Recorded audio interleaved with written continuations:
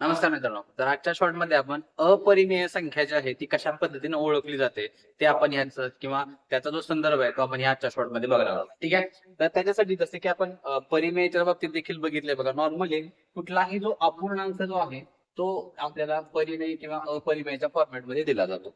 पण डायरेक्टली सांगता येत नाही, त्याला आपल्याला कन्वर्जन करायला लागतं. त्याच पद्धतीनं 3/7 जर मी कन्वर्जन केलं पॉईंट मध्ये तर काय उत्तर येत जाते बघा. तर पहिला तर आपला 0 पॉईंट येणार बघा, 30 झालं. 7 चोक 28, 2 बाकी उरली 20 झालं ते. परत 7 2 14, 6 उरले 60 झाले. परत 7 8 56, 4 उरलं 40 झालं. परत 7 5 35, परत 40 50 उरले आपले. परत 7 7 49, 1 उरला 10 झालं. परत 7 1 6.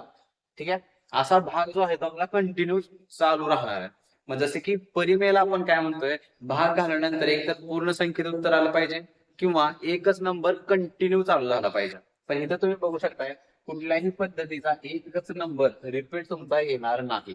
म्हणजे काय होत चाललेलं आहे, प्रत्येक वेळी जर तुम्ही भाग घालवला तर नवीन नंबर तुमचा यायला चालू झालाय. म्हणजे तसंच की इथं 7 1 7, 3 उरलं 30 झालं. परत 7 चोक 28, परत 2 उरलं 20 झालं. परत 7 2 14. म्हणजे हे जे नंबर्स आहेत बघा, हे प्रत्येक वेळी भाग घालल्यानंतर वेगवेगळा नंबर याला सुरुवात होते तुमची. मग असं ज्यावेळी होत जाईल लक्षात ठेवा, त्यावेळी दिलेली जी काही संख्या असते त्याला काय म्हणायचं, अपरिमेय संख्या असं आपण म्हणणार आहे. ठीक आहे. म्हणजेच काय, कुठल्याही पद्धतीचा पूर्ण भाग जाणार नाही, तसंच एकच नंबर रिपीट व्हायला चालू होणार नाहीये. प्रत्येक वेळी भाग घालवल्यानंतर वेगवेगळा अंक तुमचा येत असेल तर त्या संख्येला आपण अपरिमेय संख्या असं म्हणणार आहे. ठीक आहे. नॉर्मली जास्त करून किंवा ही व्हॅल्यूज लक्षात ठेवा अपरिमेय संख्येची.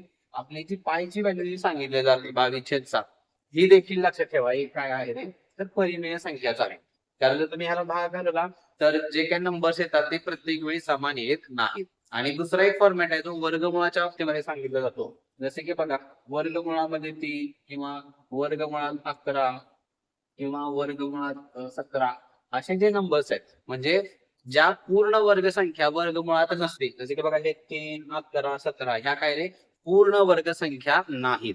मग अशा संख्या जर वर्गमुळाच्या बाबतीत असतील तरी देखील या संख्यांना काय म्हटलं जातं रे, तर अपरिमेय संख्या असं म्हटलं जातं. म्हणजे अपरिमेयचे दोन फॉर्मॅट आहेत. एक अपूर्णांकाच्या बाबतीमध्ये आणि दुसरा वर्गमूळ चिन्हाच्या बाबतीमध्ये. वर्गमुळात पूर्ण वर्गसंख्या नसायला पाहिजे, त्या देखील संख्यांना आपण काय म्हणणार आहे, अपरिमेय संख्या देखील आपण अशा पद्धतीनं म्हणू शकतो. ठीक आहे.